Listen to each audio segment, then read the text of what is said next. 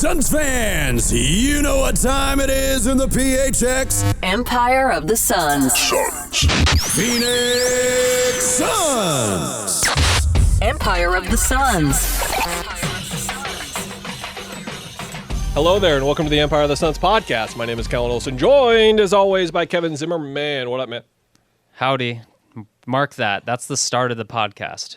We're off. That's how we do it. So we are streaming this live on YouTube and Twitter. We might be doing this occasionally in the future. I don't know, but essentially the purpose of this is we're the guinea pigs, and if Kevin Durant gets traded while we're not on the air, on the radio airwaves, they want someone in here chatting KD and in this podcast studio, so we're testing everything out here. So if the KD trade does happen in the middle of this podcast, we're going to make a call depending on when it is, and we will either just intro straight into a new episode where we're reacting as it happens, or we'll just keep rolling. I don't think it's going to happen today. It depends on when it is. I don't think it's going to happen today either. I still feel confident for what it's worth with my prediction of a week from today, and we can kind of get into that right now. It's leverage season. Yeah. I think that Gambo's reporting especially has offered a lens into how these things typically work, and something that inside baseball, we won't get into much of it, but you and I have talked about a lot over the last year and a half when we were getting really frustrated, is so much gets reported now. It's just an obscene amount of information that we get, and like almost nothing gets hidden anymore. I'm not saying KD's negotiations and like his preferred teams wouldn't have gotten out 2 or 3 years ago, but we're getting so much, and it's been interesting to see like Gambo's reporting sort of be coming out in other spaces now over the last couple of days, when like his inside track early kind of gave us this jump start to, oh man, all this information, so many things are happening. Is this going to get done over the weekend? Is this going to happen in the next couple of days? It still feels like the momentum is there, and yet we've seen this a lot where leveraging is happening. Kevin releases, he and boardroom CEO Rich Kleiman released his list of 3 preferred teams. It is the Spurs, Rockets, Heat. It is not the Timberwolves. Sham saying Kevin doesn't want to go to Minnesota. Maybe, I don't know how he phrased it exactly.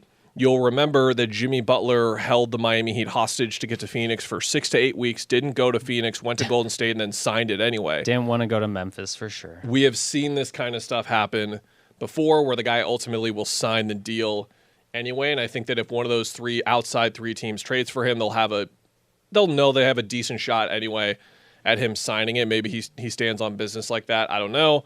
But then, like today, it's Windhorse's report where the Suns don't like the offers they're getting right now. So again, it's the 2 sides going back and forth, and we'll see when the Suns decide they have to do this by. My guess is the reason why they want to get it done by the end of this week, which is Gambo was reporting he expects it to happen this week. Now, he's on the air as we speak, so maybe there's some new information. There is new information he's dropping for sure, but I don't know if the timeline is still the same deal that he's putting down. But I think the Suns want to get ahead of this because they wouldn't be done. Like, they would be looking to get more trades done beyond this one, and maybe some of the pieces that they would be getting back, they would be sending elsewhere. Yeah. Maybe the reason why they're being so patient right now is because there's a 3rd, 4th, 5th team that's doing other stuff, and they're waiting for them to get other stuff done, and they have other possibilities that they could be waiting on. But I think this is going to drag out a couple more days. I'm ready to be wrong, but that's where I'm at right now. I don't think they are in a major rush other than just trying to get the market flowing and get some advancing, if there's bidding or whatever have you. I'll go to the questions on the YouTube. One is, please give us your takes on how the Desmond Bane trade either affects or doesn't affect the inevitable KD trade. And I think to your point just now on, like, that happened. I don't know why that happened, but now you can say, okay, Memphis is trying to do other stuff. I don't think the Magic are trying to do other stuff, but Memphis might do other stuff. And can more complicated KD trades go into that? I don't think he's going to go to Memphis, right? But can they loop into what Kevin Durant wants to do, a secondary move if the Suns do make the KD move and then make a trade with Memphis? I don't know, but like that kind of thing might be something to keep in mind, just as other teams are showing signs that they also want to do some major changes. I don't know. Does that move really set the market with the first round draft picks and all that stuff? Like, I'm not sure it really changes how we think of the KD deal. I don't think it does. I think it's a subjective thing where you can. I don't think it's like an objective truth, is what I'm saying. Like, Yeah. I don't think that it for sure does not change the market. I don't want to say that. But the interesting part of this is I say that, and you've got a GM who's never done this before, and an owner who has had. I've been thinking about this a lot this week and last weekend too. Is that Matt Ishbia came in, he made a phone call to Joe Tsai, and then the deal was done. Like it was like he called Joe Tsai. They talked about a couple of things. The Brooklyn Nets owner and then the two GMs got back on the phone together, and then the deal was done. Every other trade so far, I would assume, has been pretty difficult. We know the Beal attempt during the season was difficult. We know the Durant attempt during the season was difficult, and this one is proving to be difficult again for someone who has said like he's not naturally a patient person. It's a really interesting sort of line in the sand moment for that part of this whole equation, but also to get back to the question, I think it's reasonable to see that and be like, no, how can you offer us one first round pick for Kevin Durant when we have 4 or 5 going for these guys? I want to shout out Matt Moore, who does great work. He had a thread that I generally agree with on Twitter where he wrote, we need to have a discussion about this. There is not a quote-unquote market in the NBA because the Grizzlies got 4 picks for their third best player does not mean you will get 7 for your second best. That's not how this works. This is what we're willing to part with for this player because he matters more to us. And I think that's a really, really good point because what Desmond Bane is worth to the Magic is not what he is worth to even the Suns. For example, like what would the Suns actually give up for Desmond Bane? Certainly not even close to what Orlando. Close, even if they had something to give up, that's right. So I don't think it really affects much at all. If I'm being honest, it's at apples to oranges. Like he's obviously the age thing matters, but also he's not entering a contract year with an extension eligible. Like all that stuff matters. Like he's under contract until 2029, 30.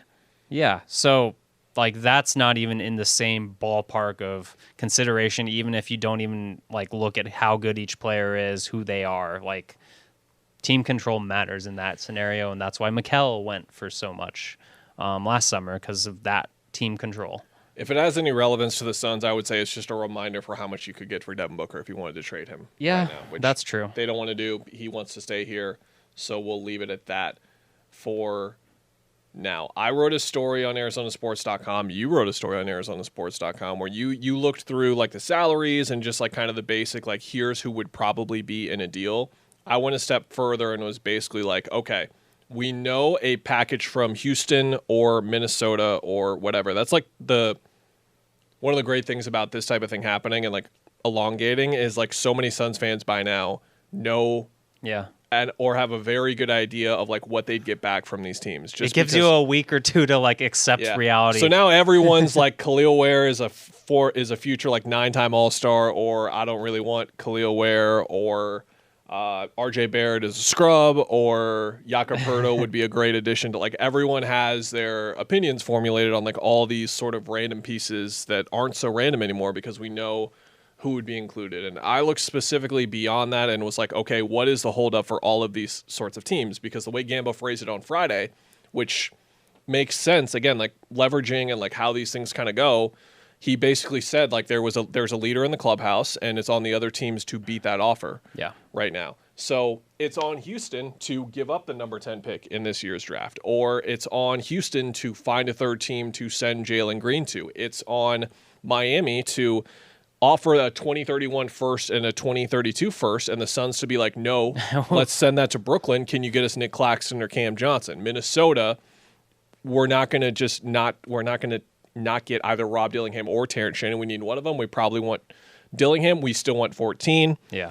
After that, with Toronto, I think like number 9 is a swing point for sure, but I think Toronto is the biggest example of the team I talked about where they have all these bloated salaries and this would help them get rid of them. And even if it goes a year with KD and that's it, they'd still be like, okay, well, we got off RJ Barrett's money. Yeah. Poeltl was leaving anyway.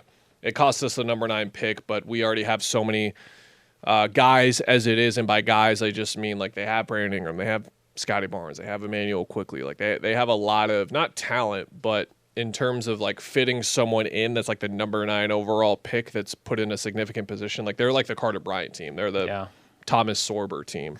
They're the Derek Queen team. So it would be valuable to them, but I think the draft picks are valuable to different teams. Do you feel any differently? Like have a more defined opinion now, sort of, because you were just like, oh yeah, Toronto seems like it would kind of make sense. I still believe Minnesota because I still believe the Suns are going to look for mainly a ready now return. Yeah. Where are you at? I mean, I tend to like the Clippers, but they don't have the draft capital, and I tend to like the Raptors just because I like their players and probably value them more. Like, you get a starting center out of it. If you got RJ Barrett, like whatever with Beal happens, I still think he could play alongside Book. Now, is he going to be the same player he was last year? Probably not, but it's 18 points per game, a guy who can be on the ball and take pressure off Book, and you're in a decent spot if Beal really is gone. So, and again, I think the number 9 pick's super important. The number 9 or 10 out of this is going to be kind of like a realistic, like you're not getting number 2 from the Spurs, I don't think, but 9 or 10, I think, is something that the Suns should really aim for. So. You're not getting some kind of like the Lakers pick for longtime Suns fans who remember when no. Where did they get the pick originally? Like in what deal? Was it the Nash deal? I can't even remember. That was just pushed down the road. The pick that they held forever and were like, this is our golden ticket to getting a trade done, and then it wound up being Brandon Knight related, and then that pick went a million directions as you've illustrated in the past. All right, let's talk draft. For those of you that are new around here and have never, do we have any other KD questions you want to get to before we turn off KD? I will say, I said this on the radio and I saw like a thread that was like, bozo alert. I mean, I'm the bozo, and if you can't tell. Where is Burns and Gambo? LOL. They're on another feed, correct? Yeah. Sorry if we're taking up. We actually have 2 live feeds on the YouTubes right now. Yeah. So just click on the Arizona Sports like channel on your phone or your computer or whatever. Go to live, and then you'll find them instead. The chat's you guys are very realistic. We aren't getting a lot back for KD. Basically, you guys are smart. You know. Okay. Well, yeah. I said that just being like, for radio talk purposes, there will be like was it worth trading KD if this was the return? And I do think it's going to be something along those lines, but I do say that when it could be, I say that thinking like Jalen Green, Jabari Smith, and 10. Yeah. Which I think would be a good return. Like if you could get, I don't know where like the league sources behind the corner within this and that are familiar with Raptors talks and once took their coffee order 3 weeks ago, sources are bringing up Emmanuel Quickley. I kind of searched through like Quickley stuff and I was like, did he have like a way worse year than I remember? Because I think he's pretty good. But basically, or are they assuming that he's not part of it? I don't know. The way it was worded, there was a typo in there. I believe it because the word like either was in that report. It was Jake Fisher and Mark Stein, and it was basically either Emmanuel Quickley and RJ Barrett. I think it was supposed to be or there because the math for all three of those guys doesn't really work. Pirtle would have to go with one of them. Yeah. Quickley, I would much rather have than RJ Barrett. I pulled up his like cleaning the glass numbers today, and it's just blue for his shooting percentages. It's rough. But I think that it's going to be a solid return where it's fine. But again, like you're just not going to get blown away by what you're going to get. It's just not going to happen. People need to stop bringing up what they used to get. People need to stop looking at what Bane went for. It's just not going to happen. So now we're going to transition into draft talk. And what I was getting to there is if you've never been around for this, we're just going to ramble about a bunch of different names and sort of start with a theme. We want to start with the back end of the lottery just because I think it's fun to talk about and has some intrigue to it.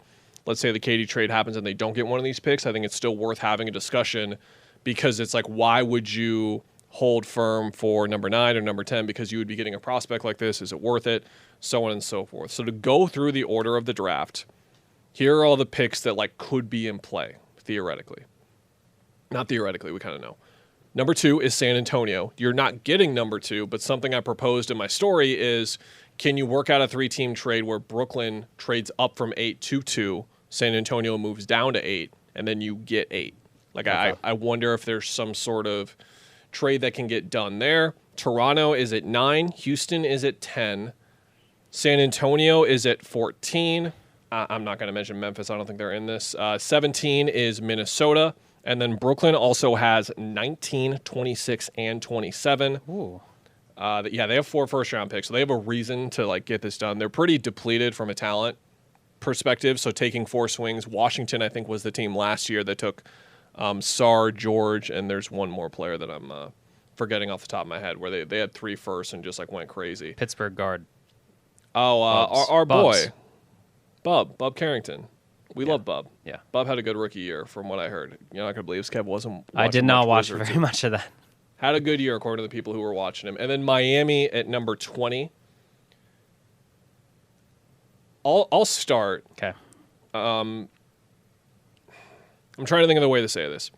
I think that based on a decade of watching this, knowing what teams like, and still the relatively older thinking that is in front offices in terms of traits, what works in the NBA, what doesn't, I think that 7 of the 8 guys, there's a list of 7 that are going to be gone by 9, no matter what. Okay. That is Cooper Flagg, who's going to go number 1, Dylan Harper, who's going to go number 2, and then it's going to be in some order, Ace Bailey, VJ Edgecombe, Trey Johnson, Kamal Malawach, Con Knipple, and I think there is sort of where it stops. So those 7 guys. And then from there, I think that there's a pretty sizable drop, and that would probably be where the Suns pick. I'm struggling to put together my words here on how I feel about this part of the draft because what's going to happen is I have like 10 names in front of me right now. I believe it is 9. One of these 9 guys is going to be one of the 3 best players in this class. I have no idea who it's going to be, and 5 of them are going to be out of the league within 5 years probably. It's very upside heavy is what I'm saying. Jeremiah Fears, as an example, can get by anyone, and I mean anyone, and it has like a guy's handle is good when you talk about his handle this much in the scouting thing. Shooting, I don't know. He's small. The defense isn't great. And the finishing around the rim isn't so good. But if he just shoots, then he's going to be an all-star for a decade. Yeah. So there's so many guys like that where if Carter Bryant just shoots, he's going to make like $200 million in the league. Yeah. Derek Queen, if he gets his conditioning together, figures out how to get his offense going in the creative ways where he would need to be utilized, again, he's an all-star. Joan Berenger from France, if he just does the things he's supposed to do and fills out elsewhere, and what I mean by that is he's an incredibly vertical athlete, very mobile athlete who's he just rim runs and defends the rim. Like that's pretty much all he does. But if he does that really well, he's super valuable. There's so many guys like that where how do you feel about that concept being most of what the Suns get back value-wise in a trade? That's the problem because like Carter Bryant's interesting because out of all this group, like I know what he translates to. Like, even if his shooting doesn't come around, I know, like, okay, I can trust you to be a jumbo wing. Like, are you Keldon Johnson vibes? Are you going to be better than that? Are you more on the Kashad Johnson, to stick with Arizona guys, level of, like, are just not that good? You're somewhere there, but I know who you are. Mm-hmm. Like, I don't want to say his name. KJ from Illinois, that guy. Kasparas Yakuchonis. Yeah, that guy. Mm-hmm. He's another one where it's like, man, I just like love the tools in that, but does it translate? Are you good enough as an athlete? Like there was videos of him just messing with, I think it was Oregon at the end of an Oregon game where he's just like throwing no-look passes to taunt basically. He's like 3 steps ahead, not 1. Yeah. It was ridiculous in some games, yeah.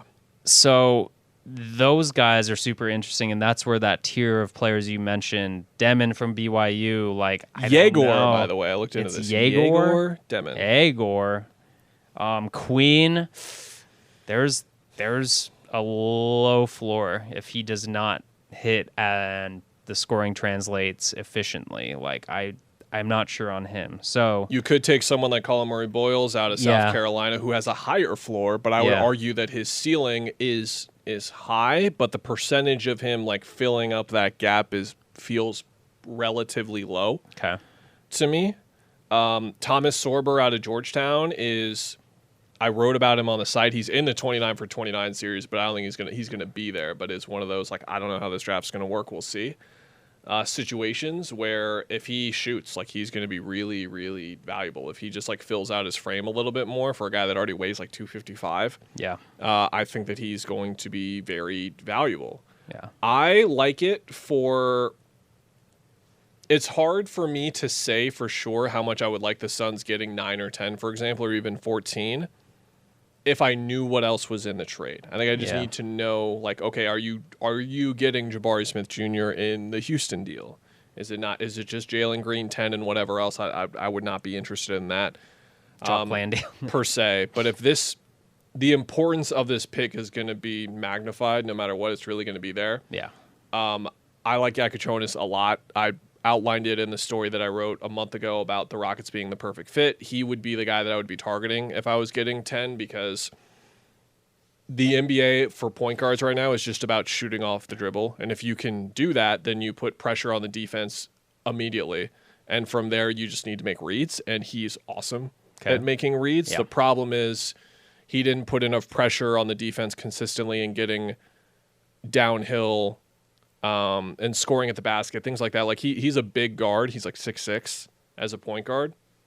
But there's some concerns about, like, what does he do inside of the 3-point line, where his reads were difficult sometimes and he got tossed around a bit. Like, he was in their non-conference schedule, he looked like he was going to be a top 3 pick. Yeah. And then once he got to the Big Ten, he hit some troubles where just because he was a step ahead of with his background overseas and everything, it got to him. But I just think the upside for him as a lead guard with his passing vision and his ability to shoot off the dribble, his percentages are low, but he just took crazy step backs all year. He can get to his step back anywhere at any time. It's not Luka's step back. No one's step back is Luka's, but it's a defined thing that he does all the time. Okay. And that's really the big difference. I like Carter Bryant, and I like the idea of just having Carter Bryant and Ryan Dunn next to each other. It's just like how James Jones clearly thought that Ryan Dunn could shoot. They would just need to be absolutely sure that Carter can shoot. I think he can shoot, and I think that he would make at least like 3 or 4 all-defense teams. I think he's an absolute stud on defense. He has a mechanical release where it looks like he's still reworking it and it's not natural. I will say that, but the results were there. So, like, maybe, but I would expect him to still have some rough patches as a shooter. And then I don't know if we should take much Cooper Flag killing him in the Sweet 16 matters. Cooper Flag probably would kill most people. There are questions for me about just lateral movement. Is he able to switch on twos in the NBA? I think he does. I have questions on that, okay. but I think he can cover it once. Okay. Yeah, I think he's that dude. There were some games where it was just they don't track deflections. I don't think maybe they do on Synergy, but there were some games where it was ridiculous. It was against ASU, like, so it's not a level of competition similar to the conference that they're in. I'll be nice, ASU fans, but where he just put his paws on everything, like he was absolutely everywhere in that game. Did some ridiculous steal block stuff where I haven't seen them have a perimeter defender like that in college, since Iguodala. Aaron Gordon. Aaron didn't play that way in his first freshman year. He defended at a certain level for sure, but he was a lot more of he was not this version of Aaron Gordon with what his role was. He was like trying to be the best player on the team, Aaron Gordon. Is there anyone else? So that's the problem for me. Is right there I see a dip because like Derek Queen, I hate to be like this simple-minded about something, but if we're talking about conditioning, I'm not out. Yeah. But I'm like, oh man, like so we have other concerns on top of conditioning being a thing. Yeah. Talk to the kid, make sure that he's a hard worker. Suns will be able to do that. They know those guys. Football character. Judge someone in character in a 15-minute. I mean, they interview him for days sometimes, but. And then I think Fears and Yegor are both like incredible upside plays. Yeah. Where I would still be fine with it, dude. There are a lot of ways these next 3 years could go. If it was just like a complete shot in the dark on Yegor Demon's potential, I'm down. Like that would be fun. The way I described him in the write-up was if KJ Yakachonis on Illinois was on acid. Yeah. Like his profile, and that's what it is. Because he shot 27 from 3, but took 4.5 a game. He's also bigger. Doesn't really shoot that much, but then when he's aggressive, he's way too aggressive. But there's like he's a 6'10" point guard who can make every pass, makes every read. I think it was Jay Kyleman on The Ringer I was reading who said like this is the best passer in the class. Okay, but there are some people who are way out because they don't think he'll shoot or something. Vicini has him 28th on his board, way down there. So yeah, but it's Vicini like knows ball, so. I mean, I'm just looking at for reference point ESPN's big board, and it's like when you get to 19, Danny Wolf's 19, and I'm not just doing this to crap on Michigan for those Michigan fans who think that, but that's where it's like, After that, it just kind of is whatever. And basically from 20 all the way to the back end of the second round, it's like I think you can find some really good talent that's even about-ish. Yeah, I think that there's a big drop-off at... There's a big drop-off at... I haven't ranked everyone, but like 12, 13. I think there's a pretty big drop. Yeah. And then from there, it's open season. I think there's like a clear like 10 guys that need to go, and that's why I feel not so great about 29, just because I think the drop from like 20 to 25 and the second round is pretty rough. Okay. That's something Vicini wrote about too. That's the NIL stuff. We'll briefly bring it up true. here. Do you have anything else on like end of lottery guys? You got any Noah Senge takes you want to fire? No, off I don't there, have brother? that. Okay. Do you want? You're not going to believe this, but the international wing has a lot of athletic promise, but basketball stuff we don't know yet. Okay. Who's the to anyone that the Suns who's the drafted Bruno in the last 10 years. Bocolo of right now? Is it who was I thinking? Is it? I think it's him. You didn't say the name. I think that's him basically. A Senge, yeah. Okay. I think that's him. I don't know. Do you want to go Maybe I'm off base. buy your 29 for 29 series? Do you want to do it that way? I think we can just kind of rattle through some names for people to know. Okay. In that thinking of like a drop off after 20 and 25, guys that should be gone, to be clear. And right now, as we're recording this, Jonathan Gavoni is releasing, he's releasing lists of green room invites. And my thing is, like, if you're a green room invite, you're not going to be on the board at 29. No. A lot of guys are going to be in the green room though. So guys that I brought up in the series that are going to be in the green room. Will Riley out of Illinois is going to be there. Nolan Traore, the French point guard, which is interesting that he's going to be there. Thomas Sorber out of Georgetown is going to be there as well. That's where the list stops. So no Danny Wolf just yet out of Michigan. No Nick Clifford out of Colorado State. No Maxime Reynaud, the center out of Stanford. But there's like a couple of names where the names that I wrote about were like basically if these guys are on the board, it's a pretty easy decision. I came up with that list a couple weeks ago. I would have tweaked it a little bit if I had come out with it now. So, for example, next week on Monday or Tuesday, I'll have like basically here's my top 5 board. And it's like we know that these 20-something green room guys are going to be gone. Here's the next 5 that I would take. Do you want to know who? Do you want me to go 5 to 1 or 1 to 5? Because I got it right in front of me. Go 1 to 5. I have Rasheer Fleming, number 1. Okay. Who you brought up Hell yeah. last week. And there is skepticism here, and it's a weird profile because Rasheer Fleming is a 6'9", 6'10", big / wing. There's some tweener stuff there, but he's got absolutely giant arms. It's 7'5" wingspan. 7'5" wingspan, which makes you believe at the very least he could play some 5, if not play the majority of his time at the 5. I know that there's some one-on-one defense, rebounding concerns that sort of come with that. But basically the pitch here is you're getting a crazy upside play at 29 because there's one version of him, which is that he's playing some 5, maybe a lot of 5. He was an awesome NBA athlete in college in general, so you can imagine what he did in the Atlantic 10 at St. Joseph's. Mm-hmm. Great rim runner and a lob threat. They didn't really use him in that way too much from the games that I watched at least. But the three-point percentage, 39, 4.5 a game, so he's at least going to be able to shoot somewhat. Now, is he a good shooter? We'll see. The 5 stuff is tantalizing because the on-ball self-creation, like playing the 3 or playing the 4.5 stuff where you have to make a quick decision, that's some of the stuff where he's really behind. But if he's on offense and just being a pick-and-pop guy or being a lob threat guy, he can do both. And he can even do both at the 4. Like if you play him with a stretch 5, he can do that stuff at the 4, which is really fun as well. If you play him at the 4... he's perfect for like what you want out of a modern 4 because he's giant and can move really well, so he can defend a handful of guys on the perimeter, I'll say. Okay. Like he's not going to switch onto 1s and move his feet well, but he can defend 3s and 4s, maybe some 2s, maybe a 1 that isn't really moving that well. And then he can provide secondary rebounding and secondary rim protection. Yeah.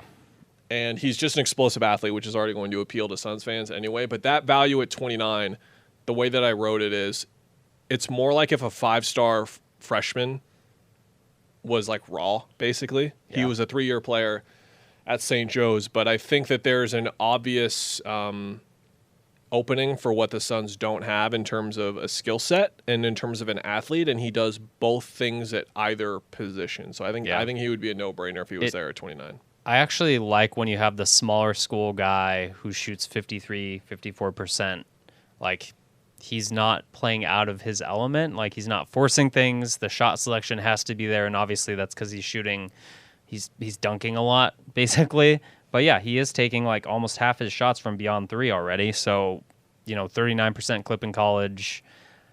I think that just, to me, that stuff really pops, and like you can translate that. And then, if you're a really good athlete and you develop a couple other things, put it on the deck once or twice, then you're in a really good spot. And that's obviously where you hope the coaching staff and the Suns help him do those things. The big negative on him, and this is like become NBA draft experts' like favorite word, processing. Mm-hmm. That is like what's happening on the floor. Basketball IQ. It's a new sexy way to say basketball IQ, basically. And I like it processing better because it makes them sound like you're not calling them an idiot when you say they have low basketball IQ. Vicini has him in the early 30s and says on-court processing is the biggest concern. I saw like 2.5 games of him that I was able to watch, and I didn't see a ton of it, but you see it when you see it. There's like some dumb fouls. There's some like just being a step late. His closeout's weird, like especially on dribble drives is the big one where it's like if you send a double towards him and he's posting up, he's going to make that pass 10 times out of 10. But if you send it like on dribble 3 or dribble 4, anything after the second dribble gets wild real quick, and it doesn't get so great. So that's the pitch on him. And what I'll end with on him and Reynaud, too, is you look at Jordan Ott specifically, player development coach, but he worked with Evan Mobley. Not saying Rasheer Fleming is Evan Mobley at all. What I'm saying is that you talk about a 4 or 5 combo big that can play on the perimeter, play inside. That's a skill set that Ott helped untap even more on the offensive end, and that's what you'd be looking for out of Fleming. I watched Clayton Jr., number 2 on this list, point guard out of Florida. My pitch is, again, fit-based, where Clayton's going to work in the NBA if he goes to a team that allows him to be Walter Clayton Jr. If he goes to a team that doesn't allow him to be Walter Clayton Jr., he's going to be in Europe in 4 years. So the Suns do not have any lead guards on the roster right now. This changes a lot if Brad's going to come back and play next year. I think it changes a lot. But like the secondary scoring, they're going to have like no one to do it right now in this current iteration. We'll see what the trades are and who they get. But even if they bring in a point guard to start over him or another perimeter scorer on the wing or whatever, he's going to be in a position right away to come off the bench and just spark games. The Jalen Suggs, I keep going back to Jalen Suggs, like coming out of college even and now, it's like he's not really a true point. But he's big enough where he can flip. You can play him 1 or 2. He shoots well enough. Like, I think he's a fantastic shooter. Yeah. I'm surprised he's not being billed as the best shooter in the draft. I can't make that claim because I'm not deep into the draft like the experts are. But he's taken over 800 threes in college, and his percentage is nearly 39. And that is with, if you've watched him play before, he's not taking traditional threes. He's taking a bunch of pull-ups to go back to that point with KJ. And he's taking some ridiculous ones on movement where he's at least 90 degrees facing not the basket. Yeah. And mid-air, mid-whatever turns, and that's like, and writing that shooter story feature from like 18 months ago, like talking to Damian, talking to Grayson, like that's the stuff that really takes lots of work. And I just think there's a opening there, even if he doesn't develop into like a point guard and like the playmaking, he's okay. He's not a point guard per se in that facet of his game, at least right now. Defense, he's a one-position defender, but he competes on defense, which is good, and the defensive tape was good from what I saw. I think like even if it doesn't work out as a lead guard, he's like a great sixth man. And I think that the floor-ceiling gap is really solid, and I like it at 29 for sure. Is he athletically like underrated? You think so? He's incredibly explosive in like vertical movements, lateral movements a bit, but his first step is better than you would think it is. Okay. I've got Maxime Reynaud, the center out of Stanford, at 3 on this list. I think he rules. He can't really move that well. Picture Brook Lopez moving now. That's sort of what you're dealing with. Maybe Brook Lopez a little younger, per se. But he's a true stretch 5 in terms of volume. He took over 5 threes a game. Last year was at 35%. And the thing you got to remember about bigs is shooting 36% as a big is equivalent to shooting like 39 as a wing or like an off-ball guy, for sure. Vicini had some really interesting stuff in his scouting profile where once I was watching and knew what he was talking about, I was like, oh, yeah, he just keeps missing pick and pop threes, but every catch and shoot three goes in. So it was really interesting where, like, I didn't notice him looking less comfortable per se, but on pick and pop situations, he wasn't making them as much. But when he was, like, in the corner or he was getting, like, someone got a rebound or a loose ball and it kicked out to him, he was making it, like, every time. It was really interesting, which is, like, a weird part of his shooting profile. Longer approach in shooting the ball. He did take threes when guys were under him, but it takes a sec, and that's something that's going to have to speed up, and when you add range to that formula, it gets a little wonky. The reason why he would be on the board at 29 is you just can't be 100% sure that he's going to be a good shooter. Yeah. And that's where you could take a chance on him. I think that interior play, he was a great rebounder. The shot blocking, rim protection stuff was okay. He's going to play a deep drop, and we know what happens with guys in deep drops the longer you go in the playoffs. But again, this is like Fleming and Clayton, where I think worst case, you still get like a valuable sort of bench big kind of thing, but I think the upside as a starter is there. The one thing I'll say on him that I noticed watching games, shout out to the ACC, by the way, I said this with Ryan Dunn last year, like their full games up on YouTube. They put like everything up there. Yeah. Passing is way better than people are saying. His assist numbers suck, his turnover numbers suck, but he was doing hub stuff all the time and just wasn't playing in a system and wasn't playing with guys that would have untapped it. It's not like he's one of the 5 best passing bigs in this class, but it's better than you'd think. Peja Stojakovic's son wasn't helping him out the last. Wait, were they on the same team last few years? No, that's Berkeley and Stanford. You're mixing up your expensive, fancy California schools. How dare you? No, he played for both. It's very rude. Oh, he last did? 2 years. Yeah, I don't remember. He was at Cal before, so he was at Stanford initially. I forget which order. Yeah. Shout out ESPN's Jeremy Wu. Hasn't been playing basketball that long. If you're one of those people who buys into that thing, I get people roll their eyes and be like, whatever, like it doesn't matter. Only committed full-time to basketball, apparently, like near the end of his senior year of high school equivalent in France. Started playing in the French league, met a guy named Victor Wembanyama there, became buddies with him. That's cool. Goes to Stanford because he wants to study astrophysics. Oh. Had a background in like swimming and chess too.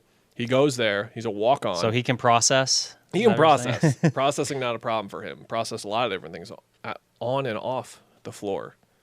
Does that apply to football character? I don't know. Yeah, on and off the field. Goes there, walk on, plays immediately, and then is a starter by the next year. So like Don't you love when you hear stories about people who just happen to be good at something? Yeah. And it's like, oh, you just stumbled into it? Okay, that's cool. It was cool because he moves really like fluid on the floor. He's not fast at all or agile, but he's fluid with his movements. And then when you learn he's like a swimming guy, it's like, oh yeah, that makes sense. Oh, Alex Len did gymnastics. That was the selling point. Oh, on Alex yeah. Len. Do you remember that? There Sorry we to go. bring back great memories. There okay. we go. That's what you're here for. Yeah. That Valley of the Sun's background. There it is. 2 more. I'll go quicker here. Adu Thero is the Brian Gregory pick, I think. Okay. He'll probably be on the board there. He plays incredibly hard. True 4-position defender. I feel like he can move with anyone. He's the best athlete that I watched. Okay. So I don't know if he's the best athlete in the draft, but if I had watched everyone, I would probably still say that he's the best athlete in the draft. He plays super hard. There's like a 2-minute thing in the 29 for 29 series of him just making unbelievable highlight plays, which would have been the best highlight for like any prospect really, and he made like 17 of those plays. It was pretty amazing. Offense ahead of Ryan Dunn. Does some dribble stuff, and by dribble stuff I mean like Euros, spin moves where it's one-on-one and no help is really coming to be clear, so drive and kick, I don't think so. But he took almost 7 free throws a game, so he knows how to score in that light. The 3-point shot, we'll see. I like the way that it looks. It doesn't really go in. He didn't take a ton. So it's just the question of, would you be okay with him taking a guy like him at 29 and putting him alongside Dunn when you talk about what they're contributing on offense and what they're contributing on defense? It's a very similar profile. I don't know. I get nervous, but at this point, if your best available is there, you do best available and worry about it later. This team is not in a position to be picky. Yeah. I will say Reynaud is really the only guy here where the combination of athleticism at their size, wingspan, whatever, athleticism and motor, like Clayton, Fleming, and Thero especially are all like very, very good in that. Reynaud's still a giant dude. He's like 7'1", 7'2", wingspan, that kind of stuff. I don't know who I'm putting 5 yet. I don't think I've decided. I said this, and I'm still writing it up. I didn't mention Ryan Kalkbrenner out of Creighton. Very by the books good defensive center for his size. You're kind of be careful with Jacob Padilla listening, our longtime buddy. Easy. Very, very good defensive center. I have a good feeling, intuition, if you will. I'll go that far. He's going to come in the league and be like a plus defender right away. But like, what is he doing? What is he doing on offense? How does it look once the playoffs start, when guys are hunting him on every position and their teams are giving up switches for free and he's out there trying to move his feet? I don't know. I love Tyrese Proctor out of Duke. I almost want to put him 5 here, even though he's in the 40s on some boards. I love Tyrese Proctor. He can shoot the crap out of it. Was he was shooting like 81% when he went into the Arizona game and like the tournament games before? Like He was basically over half of his shots last year were threes because he turned into like floor spacer, do it all. He wasn't a point guard. He was more of an off-ball guard, but it was like, I'll get this organized for Knipple and Flag and then just go be in the corner guy. Yeah. Defense, I don't really know, but there's some really great, like, whatever version of Lonzo Ball that you like potential with him. And the thing about him is he came to Duke and he was an incredible prospect. You watch some of his tape. I watched a game of his when he was a freshman. Mm-hmm. And I was like, where's this guy? And that guy was why did he put away? Yeah. Because he was just do it all. Sion James, the other guy out of Duke. Sion James, the other guy out of Duke. But yeah, so I think that any of those 4 are pretty good. I didn't even mention Coward out of Washington State. I will say it's surprising that he hasn't gotten a green room invite yet, because draft Twitter loves him. KOC has Cedric Coward 5 on his board. I think it's 15 and 10 for the other 2 sites, I want to say. I can't remember who has him 10, who has him 15. I think it's Vicini who has him 10 and The Ringer who has him 15. And then ESPN has him in the late first round. They have him like 29 or something crazy. So there's like a lag there in terms of, if you're not familiar, ESPN more of an Intel-based board. That's the one where you can kind of tell how the league feels, as opposed to that. I'm looking through Hugo Gonzalez. I think would be the one international guy that you would want to go for. I don't think the Suns are the right ecosystem to bring over Nolan Traore or Ben Saroff. No. If I said that right. No. Some people love Noah Penda, the wing out of France. It's just your classic, like, toolsy, plays hard, does some good things on the floor, but basketball stuff, total basketball stuff, I don't know. Got some big news for you. Yeah. It's pronounced Bogolyub Markovic. Bogolyub? Bogolyub Markovic. Love that guy. I need to still watch tape on him. Big fan of Jameer Watkins out of Florida State. Wing? I think scoring guard / wing. Will he be like a 15-point per game guy in the league? Not really sure, but he was just like had such cadence to his scoring that I really appreciated when I watched him. And the big buzz out of him coming out of the combine was his defense, which I didn't see on his Florida State tape. I think I caught him when he didn't care about defense or whatever. But to hear that he's got that type of potential, you played Florida State, you know how to defend. Yeah. You know the story there. So he's a guy where if he's at 52, I would love. I'm sure there's some people listening who want Cam Jones at 29. Completely understand why. Cam Jones rules. Yes. And I think that's it. I like Elijah Martin out of Florida at 52 too, but I think he's going to be long gone by then or agree to a 2-way. Are we missing anyone? Caleb Love's at 75 for ESPN. Interesting. Love that for Caleb. Would love Caleb on a 2-way. I think Caleb's an NBA player. A little tie redundant, but yes. All right, we did it. We did a full podcast without Kevin Durant getting traded. We'll see if that changes. I think we're safe for at least 8 hours. I feel like we're safe for 8 hours. Last skim over the comments. KO to the Heat, please. Jeremy likes hearing that. If traded to Minnesota, I do not want Rudy back in any deal. Well, we don't need a slow 7-foot center on this team. If they That's can't 33? get McDaniels back, that's under contract for 3 more years and is at the age when most men his size tend to drop significantly in their abilities. Okay. Another guy. Okay, that was Jim Prescott. No Rudy. Johnny Ray Lopez. Rudy would be cool from Minnesota. Everyone is crazy. Dude anchors defense. People are afraid to attack the basket with him. He's good. If you get That's Rudy true. Gobert right now for 3 years, I love it. I just don't think you're getting Rudy Gobert right now for 3 years. It's Rudy Gobert next year. Yes, that's... Yeah. All right. I think that's it. Okay. Thanks for following along, everyone, on this test. Any more confused viewers looking for Burns and Gambo and not these two? Jeremy was in Idiots. the chat Oh, that's taking nice. care of stuff. I didn't see that. Thank you, Jeremy. Would you give up Khalil Ware for KD? No. Yeah, it's Resident Heat fan does not want that. Would you give up Jaime Jaquez Jr.? Is that okay? Can we Is have that him? okay? Can we have Jovic and Jaquez? Oh, okay. Can we have Pell Larson? I think since we're at it. Okay, cool. I think it was Barry Jackson who tweeted that it was like his thought was like Rozier, Robinson, Jovic. The Heat have first. dude. The Heat do have like the package if you're just like, I just don't want to pay people to play basketball after I pay people to not play basketball. I'm just going to eat Sarver would have done the deal with the Heat. Like Rozier, Duncan, thanks. Here's some money. Go sign with another team. For the Giannis trade. Okay. Jeremy says that Giannis, they'll get Giannis because they trade Ware then. I do think that's a thing. I think Simmons brought that up on his pod like 2 episodes for them ago where it was like, I don't think Houston should do this right now because they should just, the trade doesn't make a ton of sense for them and they can just hold everything if Giannis becomes available later. But it's this weird thing of like, okay, if Giannis isn't available right now, what makes you think that he would be available in 6 months? It's weird. I don't know. He also just keeps calling Ishbia Sarver. Really? Like he just calls him accidentally? Sarver. No, like accidentally, I think. It's a bet. I don't think it's a bit. Oh. But yeah, to that point, and I just wanted to end on that. Like again, Sarver would have just dumped this for cash. Different people, very different people. Very different for people, very to say the least. many reasons. There you go. Okay. All right, we'll be back when Kevin Durant's traded. Goodbye, everyone.